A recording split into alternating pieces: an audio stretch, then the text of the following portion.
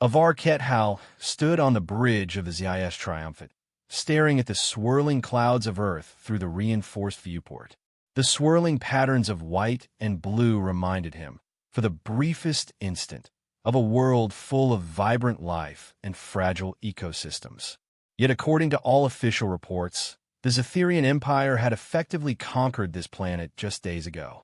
The capital cities lay in ruins, with many of Earth's major governments collapsed under orbital bombardment and the shock tactics of the initial planetary assault. By tradition, this was the moment for triumphant declarations and final subjugation measures. And yet, an unsettling sense of dread weighed on him. The data on the strategic holomap told a story of victory at a catastrophic cost. The Empire's forces had lost nearly two-thirds of their invasion troops, far beyond any projection. The humans, a species that had not even developed faster-than-light travel, had fought back with a ferocity and creativity never before encountered by the Zetherian conquest machine. The official line was that the inhabitants of Earth were a trivial challenge, but the casualty numbers told a darker truth. Avar felt the shift in atmosphere as his second-in-command, Citra, joined him. Citra's voice carried a hint of smugness. "Admiral, we've received new transmissions from the planet's surface. Another pocket of resistance has been wiped out in the eastern continent." She paused, glancing at his expression. "Congratulations. We've secured control in that sector. The humans there surrendered." Avar turned away from the viewport, meeting her eyes. She bore the usual confidence of the Zetherian officer class, a certainty that no species could outmaneuver their empire in the long run. Yet Avar was not so sure. He murmured, "Secured control is a relative term. What about casualties?" Citra twitched slightly, as though the question was improper. "The assault unit sustained a 30% casualty rate, sir, but we captured the city. I call that a victory." Her tone was crisp, but a trace of uncertainty underlay her words. Avar turned to the strategic console. "We said the same 2 days ago about the Western continent, right before half our ground division was lost to improvised human explosives. Remind me how many more of these victories we can afford." Before Citra could reply, an alert chimed, and Mar-8, their chief intelligence officer, stepped forward, a data slate clasped in his pale hands. He bowed slightly to Avar, then produced an updated casualty chart. "Sir, losses across the planet's surface have continued to climb. The humans adapt almost immediately to our movements. They conceal themselves within destroyed urban centers, mountains, jungles, and use our own technology whenever they can salvage it. I've compiled a full analysis for your review." He handed the data slate to Avar. Numbers flickered: destroyed vehicles, missing squads, plasma rifles turned against their original owners. Avar's gaze lingered on the small video feed embedded at the bottom. It showed a group of human fighters, their bodies battered and filthy, charging a fortified Zetherian position. Zetherian plasma beams sizzled through the air, tearing several humans apart in showers of gore. Yet the rest pressed forward. One soldier, missing half an arm, crawled close enough to plant an explosive on the side of a Walker chassis, detonating the entire position. The explosion ejected Zetherian troopers like rag dolls, and the data feed ended. Avar's voice was heavy as he said, "How can they disregard their own lives so easily?" Mar-8's gaze shifted. "They call it freedom, Admiral. They fight as though there's nothing more important. Many of them believe dying in the attempt is better than living under subjugation." Citra made a dismissive sound. "Fanatics exist in any species. They can't possibly sustain such losses indefinitely." Mar-8 nodded. "Ordinarily, I'd agree, but the humans number in the billions. They have united into something called the United Earth Defense Coalition, which apparently draws resources from every major political territory. Our infiltrations suggest they have thrown aside old rivalries to face us. We destroyed their central governments, but that only sparked a deeper resolve. There is no single head to sever anymore. They fight in thousands of cells." Avar felt the weight of that statement. The humans had effectively decentralized. Their communications were rudimentary by Zetherian standards, but unbelievably resilient. Their sense of solidarity grew with each orbital strike, each burned city.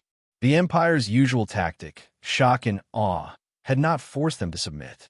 Instead, it had provoked them into an all-or-nothing struggle. He gestured Mare closer.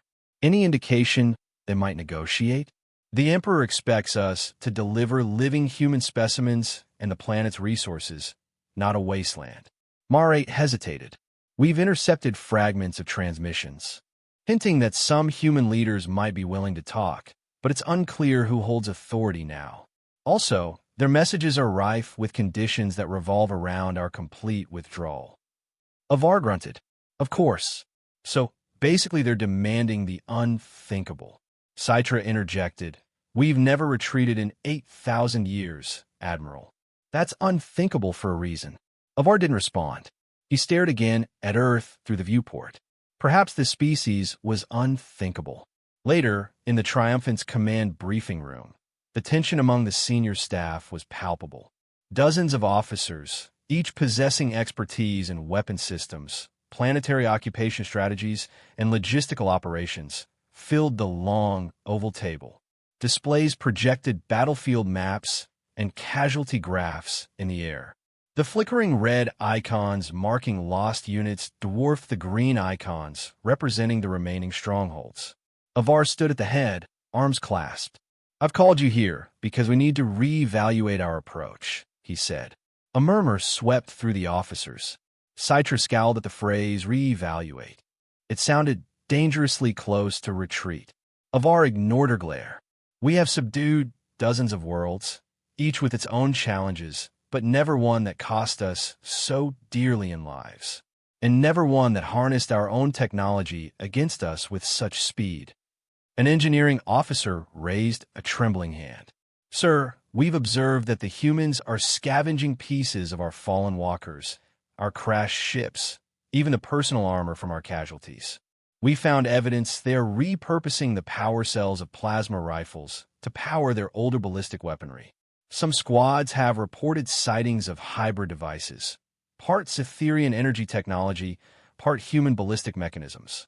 They apparently fuse them into vehicles that function almost like our hover tanks, but built on crude four-wheeled chassis. Another officer cut in. I've never seen anything like it. They reverse engineer something in days. It's as if their entire civilization is unified in a massive, frantic arms race.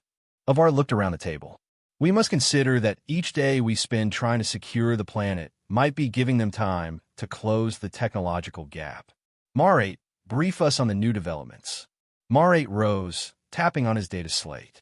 We've detected initial prototypes of guided projectiles that appear capable of striking high-altitude targets. Our orbit remains relatively secure for now, but we are no longer invulnerable. More disturbingly, we've intercepted hints that they are investigating biological warfare. They've discovered certain Earth microbes lethal to our physiology because we rely on a methane-based respiratory supplement. If they manage to weaponize these microbes or produce corrosive compounds that target our exoskeleton plating, the losses will be incalculable. The entire table fell silent. One officer whispered, Are we truly that vulnerable to mere microbes? Mare nodded grimly. We are. Our environment suits have filters, but they can be compromised. We can't saturate an entire planet with decontamination measures, not without wiping out the very resources the Empire wants. The hush in the room was broken by Citra's sharp tone. What do you propose, Admiral? That we surrender to these primitives? Avar's eyes narrowed at her sarcasm. Of course not, but we need a real plan. The Empire wants living specimens and full resource exploitation. Mass genocide would render Earth useless. Citra sniffed disdainfully. Then let's simply deploy enough force to crush them, city by city. Avar shook his head. The Emperor's reinforcements won't arrive for dozens of cycles. And each day, the humans strengthen their hand. If we attempt a total ground campaign, we risk losing an even greater percentage of our troops. We might win on paper, but be so weakened as to undermine the Empire's entire conquest strategy. The cost would be astronomical. One of the younger officers spoke up. I've heard rumors the humans themselves are calling this war unwinnable for us. They say they have 8 billion people. We can't possibly kill them all without violating direct orders to preserve the planet. Avar inhaled slowly, recalling the Emperor's instructions to deliver Earth's resources and to study human biology in detail. They're not far off. If the humans remain united, and if their capacity to adapt is as vast as it appears, then we can eliminate them in a short campaign. That might explain why some humans have offered to talk. It could be an opening. Citra half rose from her seat. Negotiate with savage insurgents who destroyed most of our ground invasion force? The Empire has never stooped so low. Avar kept his voice even. For the sake of our troops and the Empire's future, I will at least hear them out. We must weigh the possibility of a partial settlement. We can always proceed with more force if negotiation fails. When the meeting ended, Citra stormed off, while Mare lingered to speak privately with Avar. "Admiral, I have something else to show you," the intelligence officer said softly. He tapped another file on his data slate, revealing satellite footage of rocket engines attached to small asteroids in near-Earth orbit. The footage showed humans constructing improvised mass drivers with robotic arms, presumably to fling these asteroids on collision courses with Zetherian ships. This data is only a few days old. The project is still incomplete, but it's advanced beyond what we believe possible. Avar studied the images in silence. If the humans completed such a doomsday weapon, they could inflict catastrophic damage on the Empire's orbital presence. Even if the Zetherian ships had shields strong enough to survive direct hits, the resulting collisions might break the planet's orbit or tear a swath of devastation that would annihilate the resource value.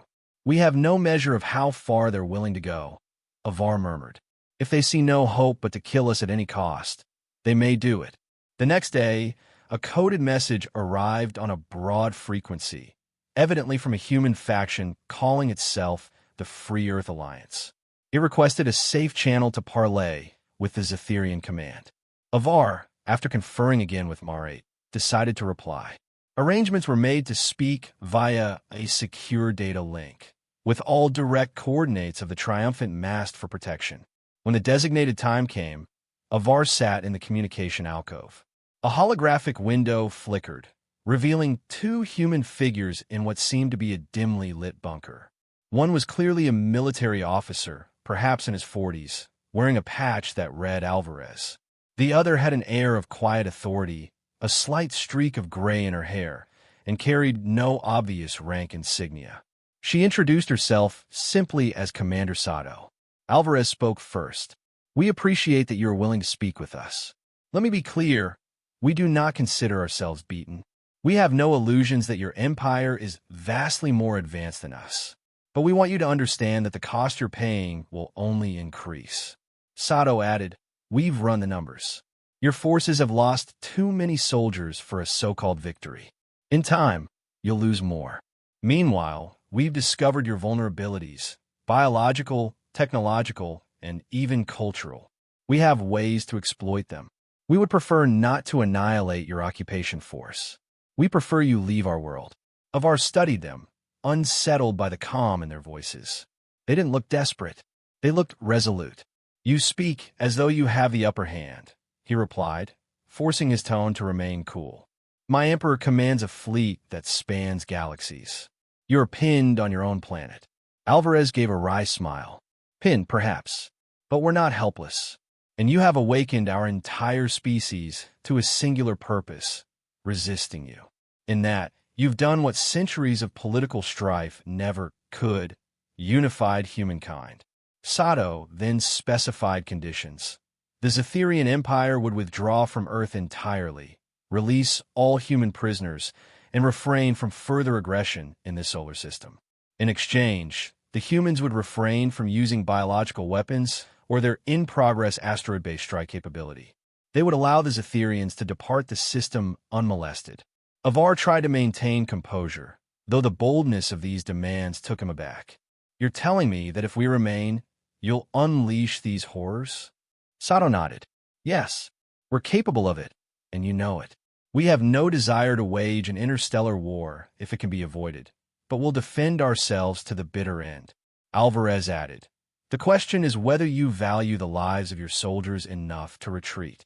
We humans cannot afford surrender. That option is off the table."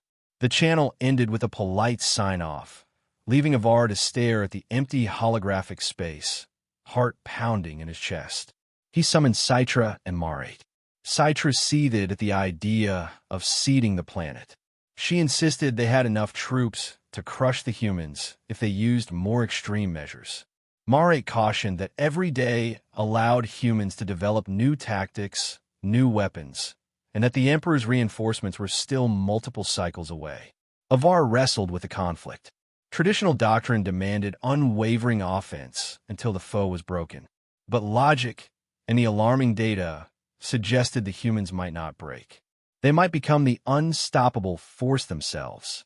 Instead of cowering or fracturing, they grew more lethal. Even as that dilemma churned in Avar's mind, the humans proved their seriousness. Within 48 hours, an entire Zetherian garrison on the northern continent collapsed.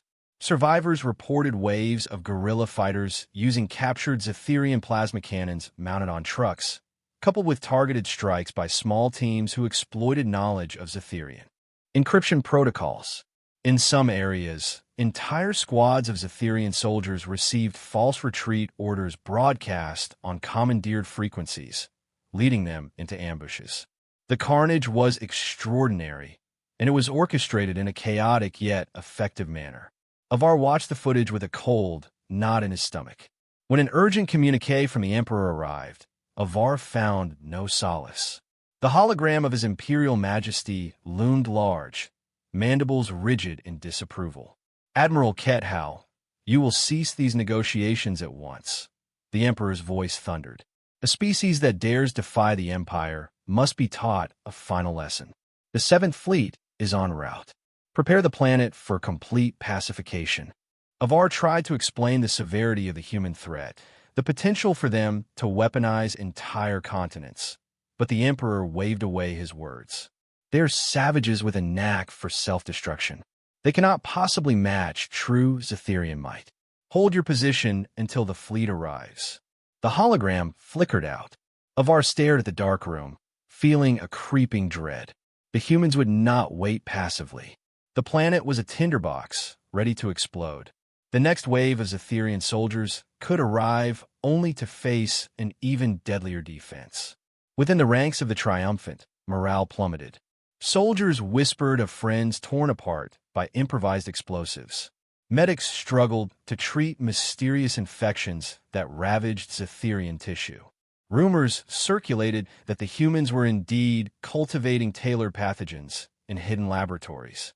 Fear mingled with anger. Some demanded total annihilation. Others voiced a wish that they had never invaded.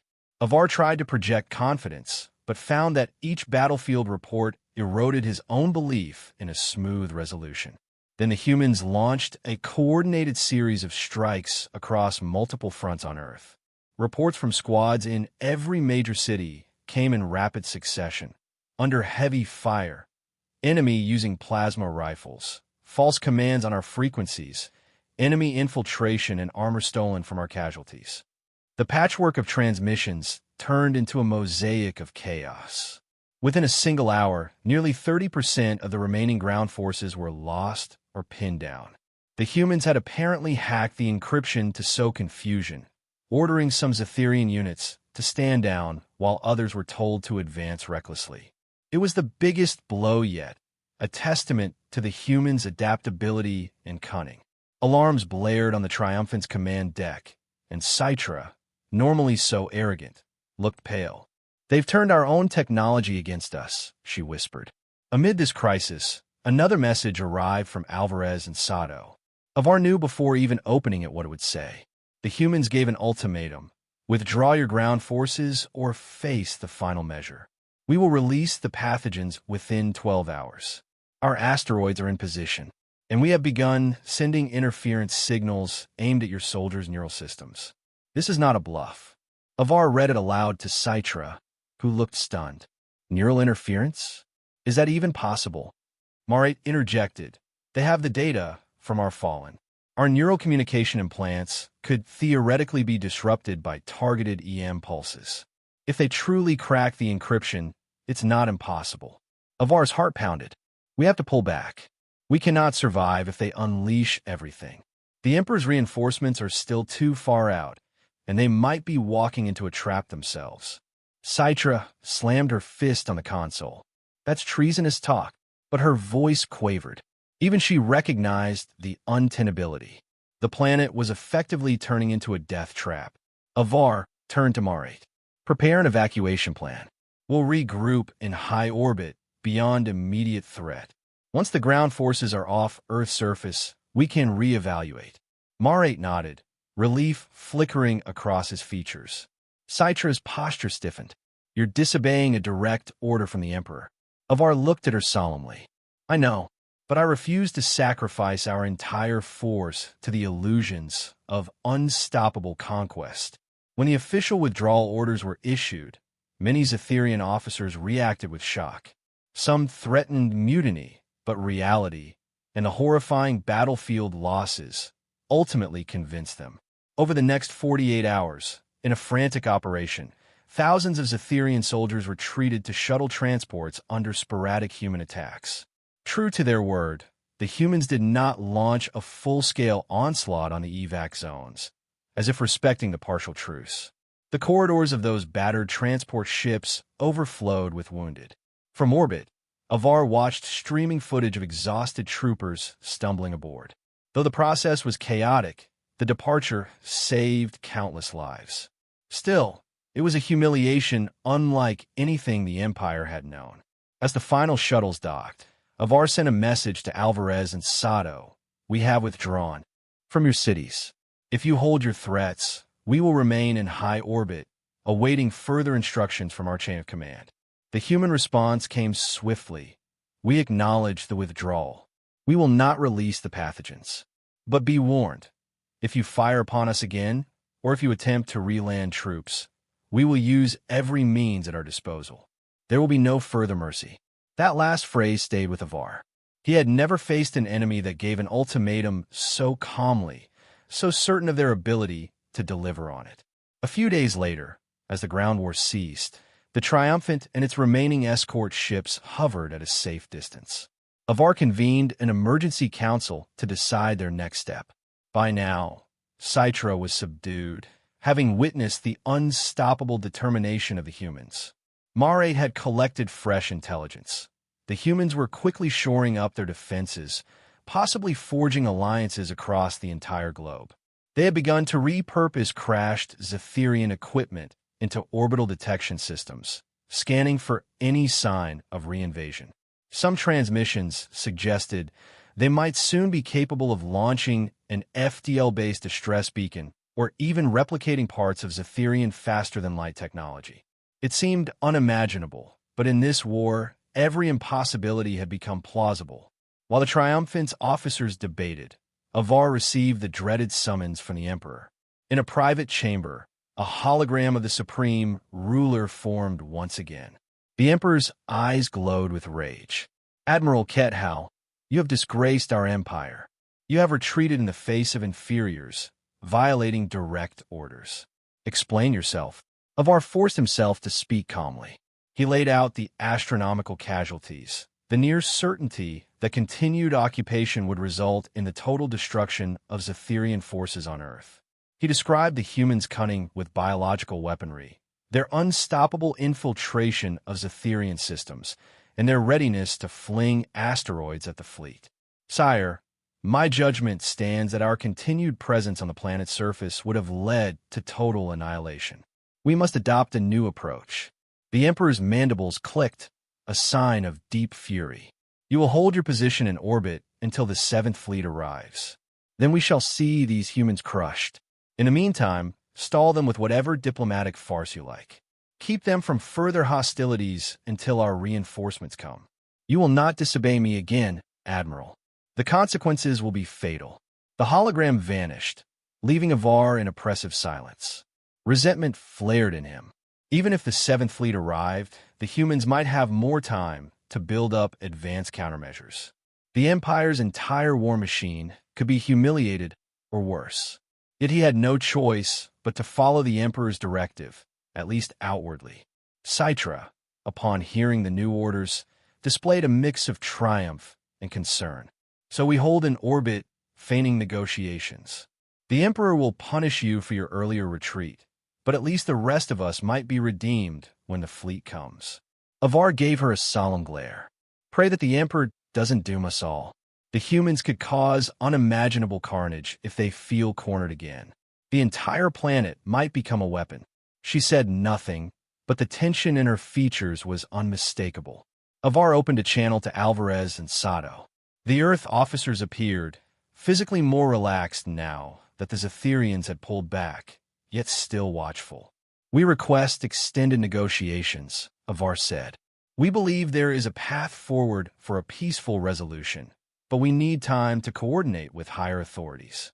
Alvarez studied him with dark eyes. "Time for what? More reinforcements?" Avar tried to maintain composure. "We require official sanction from the Emperor to finalize any agreement. That is the only reason for the delay." Sato gave a thin smile. "We are aware your empire is vast. We are also aware your reinforcements may be on the way. Let me be clear. If your new arrivals attempt to retake Earth, you will face a far more hostile environment than before." Avar nodded slowly. "So I surmised.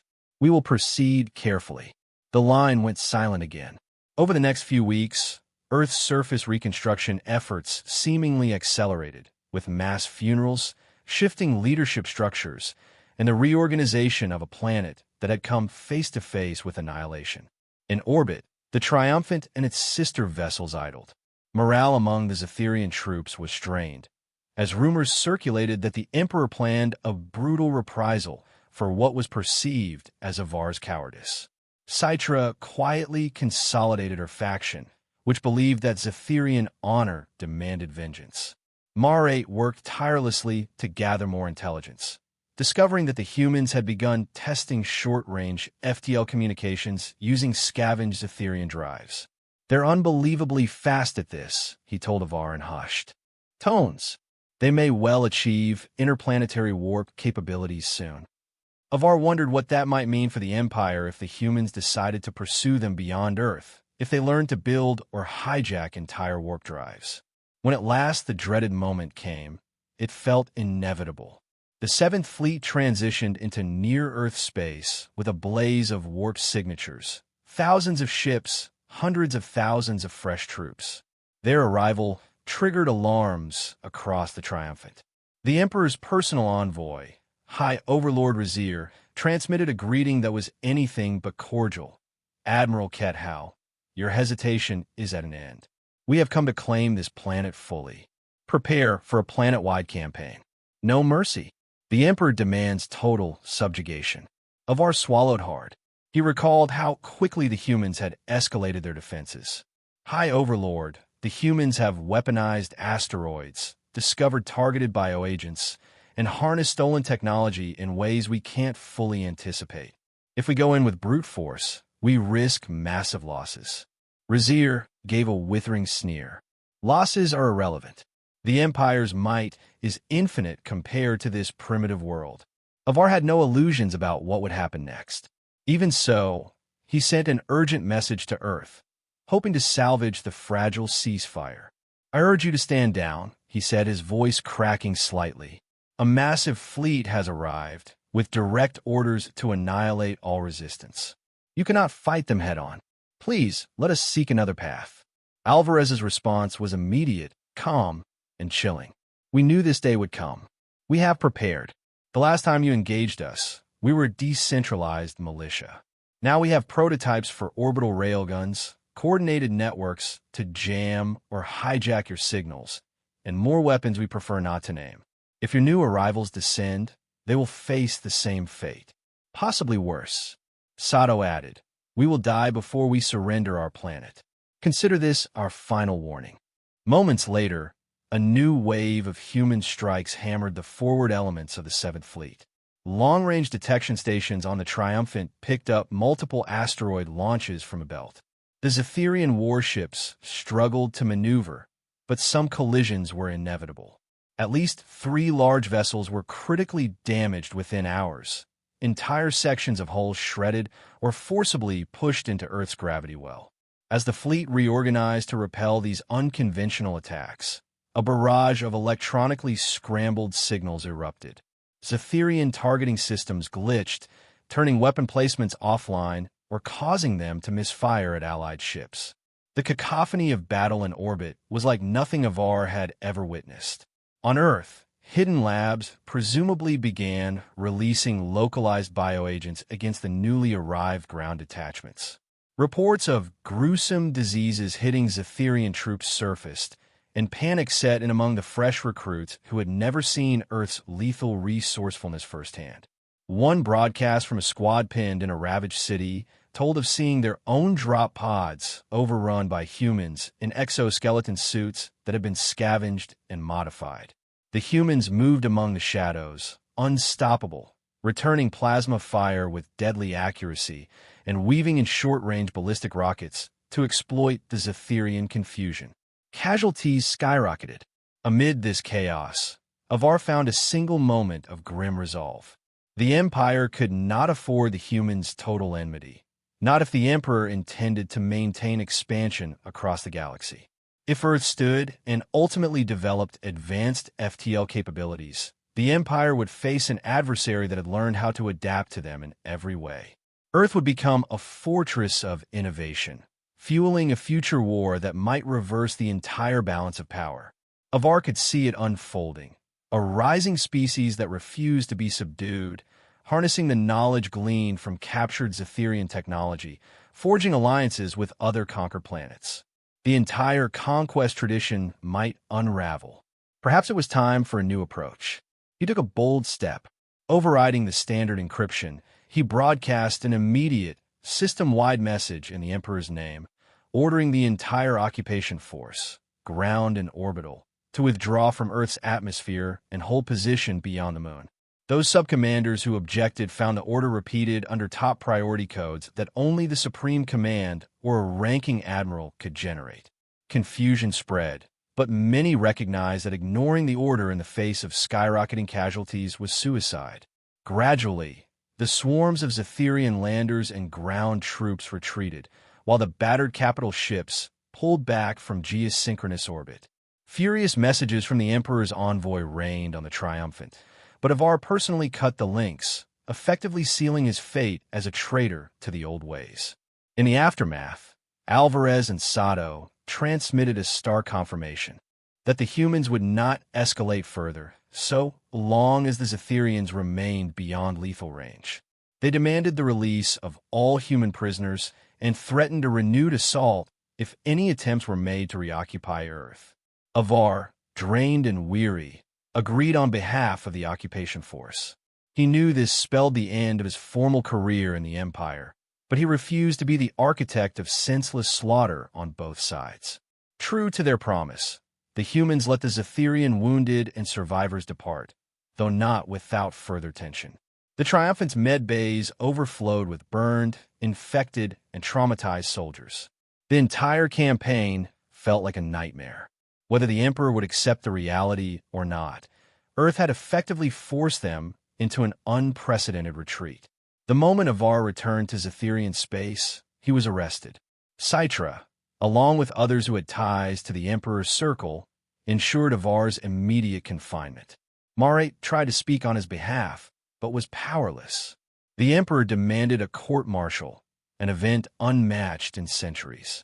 Within the monumental halls of the Imperial Tribunal, thousands of Zetherian dignitaries gathered, outraged by the notion that an admiral could defy direct orders. Avar stood at the center of that arena in ceremonial restraints, facing Supreme Commander Razir, the Emperor's personal representative. You, Avar Kethal, stand accused of dereliction of duty, disobeying the direct command of the Emperor, and conducting a humiliating withdrawal, Razir thundered.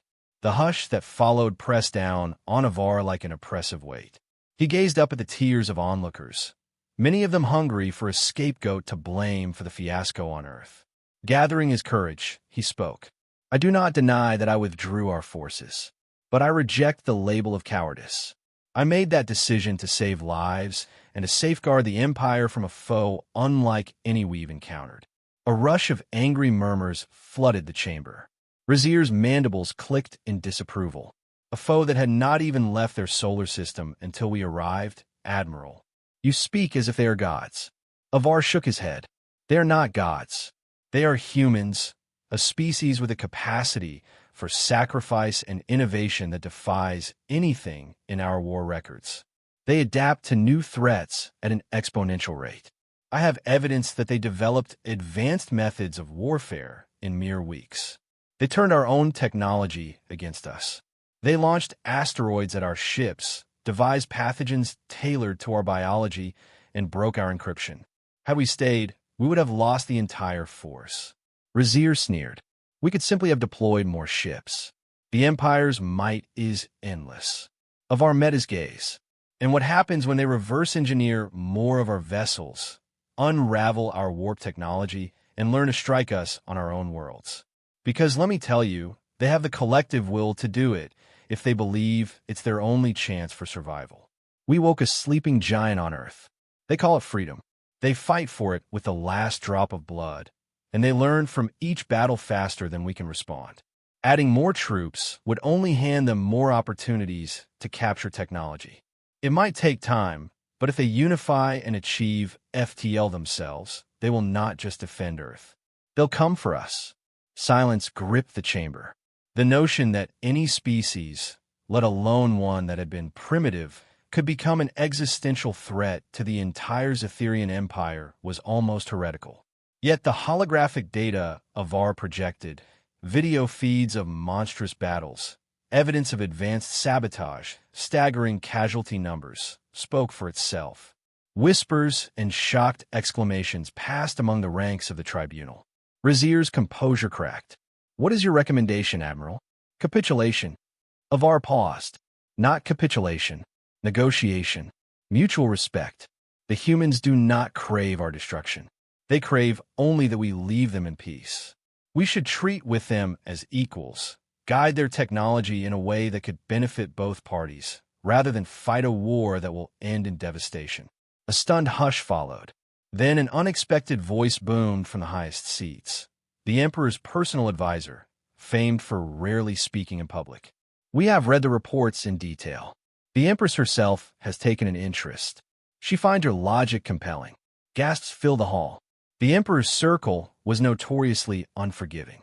Avar's heart pounded. The advisor continued. The Empress concludes that Earth represents a unique phenomenon, a species with a growth curve that multiplies under existential threat. She fears that with further hostility, we risk forging the deadliest enemy in galactic history. Another wave of murmurs. Then the advisor's resonant voice turned formal. Therefore, by direct command of the Empress, charges are dismissed. Admiral Avar Kethal is elevated to the rank of High Admiral, entrusted with forging a diplomatic framework for the Zetherian Empire's future relationship with Earth. He shall proceed at once. A wave of disbelief rippled across the chamber. Some roared in protest, but the will of the Empress was final. They unshackled Avar. Weak with relief and fatigue, he looked out upon the outraged crowd, aware that many still viewed him as a traitor. But the Empress's intervention was absolute. Marate slipped beside him, offering a discreet gesture of congratulation. As they exited the tribunal, Citra glowered from the side, furious at seeing him not only spared but promoted. "You've damned us all," she hissed. Avar didn't reply. He simply walked away, carrying the burden of a mission that might define the Empire's future. Within days, Avar assembled a small diplomatic task force. It included Marate engineers, scientists, and a handful of officers who believed in the possibility of peace. Their warships set course back to Earth, carrying gifts of carefully selected technology that might signal good intentions. More than once, he questioned whether the humans would fire upon them the instant they arrived, suspecting a renewed assault. But he also hoped that Alvarez, Sato, and the rest would see that these overtures were genuine, that if the Empire could learn from them, the humans could learn in turn to trust, or at least to tolerate, their former invaders. Approaching the solar system, the ship bristled with tension. Sensor arrays detected that Earth's orbital network had expanded, bristling with new satellites and station modules, many powered by modified Zetherian drives. Mare frowned. They've done more in a few months than most species do in years. This truly is extraordinary. Avar nodded. It confirms everything I said at the tribunal. We must ensure they remain our allies rather than our enemies. The comm station flashed. A coded signal from Earth came through. Identify yourselves immediately or be fired upon. Avar stepped forward, sending back a carefully crafted message. We come in peace, under the authority of the Zetherian Empress. We request an audience with your leadership to discuss coexistence. We carry no invasion force. Several heart-stopping minutes passed with no reply. The ship's crew grew anxious, bracing for the possibility of a devastating orbital strike. Then a new message arrived. The battered but resolute face of Commander Sato appeared on a smaller hollow screen. She regarded Avar with an inscrutable expression. Welcome back to Earth, Admiral Ket Hal. You certainly took a risk returning. Avar inclined his head. I've been authorized to open formal talks on behalf of the Empress. We wish to avoid further conflict and explore collaboration for mutual benefit. For a moment, Sato was silent, as though measuring his sincerity. Her next words were measured. Then land at the designated coordinates. We will see if your empire can truly keep its word.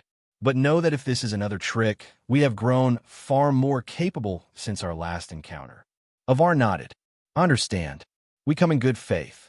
As the Zetherian diplomatic vessel glided into Earth's atmosphere, escorted by human interceptors sporting newly integrated plasma thrusters, Avar felt an odd sense of awe.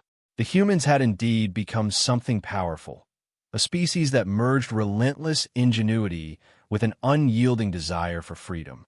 It had only been a short while since the invasion, yet the scars on the planet were already healing into something new. The battered cities were being rebuilt with a sense of global unity that had never existed before.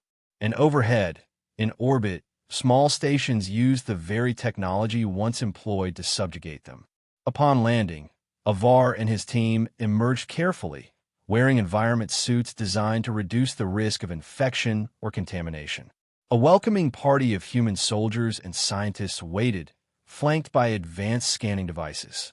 Sato and Alvarez approached, flanked by a tall woman introduced as Dr. Okafor, evidently the scientist who had spearheaded the biological warfare research. She regarded the Zetherians with a calm, clinical curiosity that Avar found disconcerting.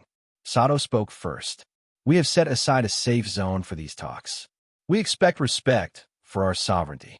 Please follow us. Under the gaze of armed human guards, the Zetherian envoy walked across a temporary landing platform, their metallic footfalls echoing on the reinforced surface. Mare carried a sealed case containing partial knowledge of certain advanced medical technologies, an offering that might reduce the lingering scars from the war.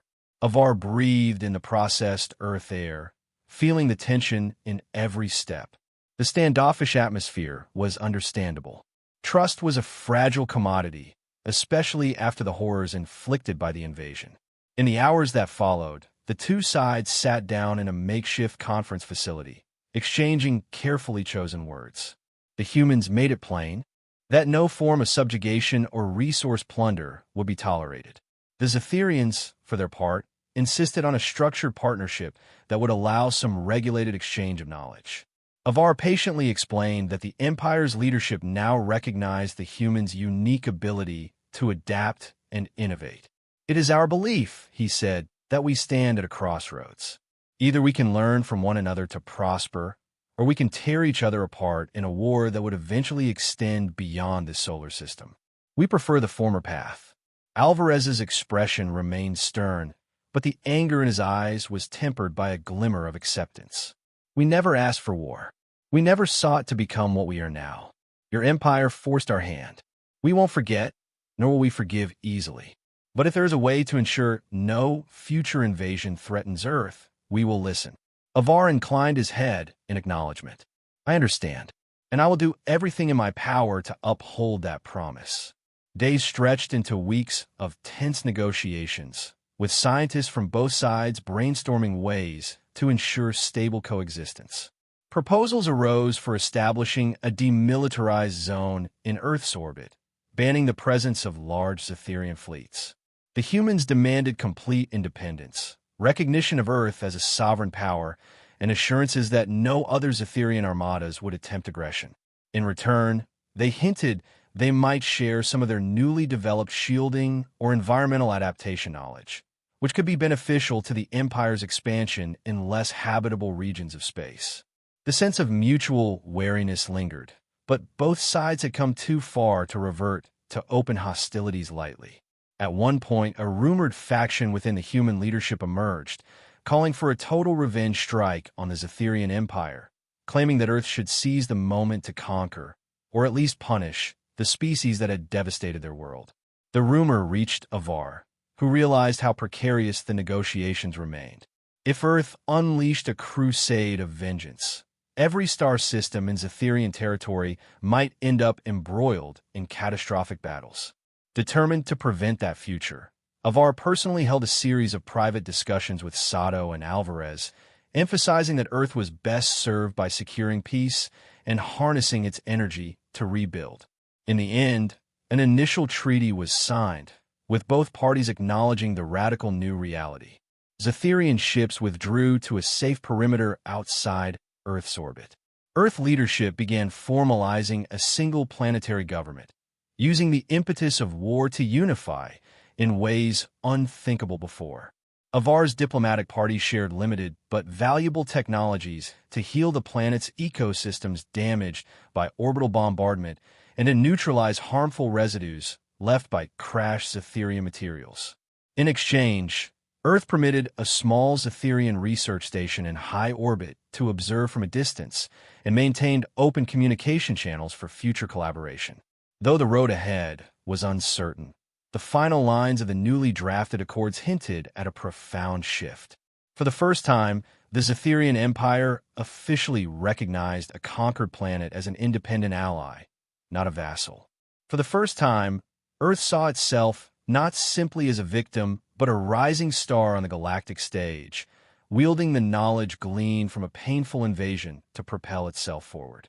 Avar, standing by that window in the makeshift conference center, gazed out at a dawn-breaking, overcharged city, ruins now lit by the determination of survivors. He felt, for the first time in months, a glimmer of cautious hope. He also remembered the day he had looked down on the swirling blue-white orb and thought Earth would be an easy conquest. He now understood that what made humans truly terrifying was not just their numbers or technology, but the fierce essence of their drive to be free. They were the deadliest species in the galaxy precisely because they refused to be conquered. Perhaps the Empire had needed such a humbling to evolve beyond endless subjugation. And perhaps humanity needed the perspective of a cosmic threat to galvanize its unity.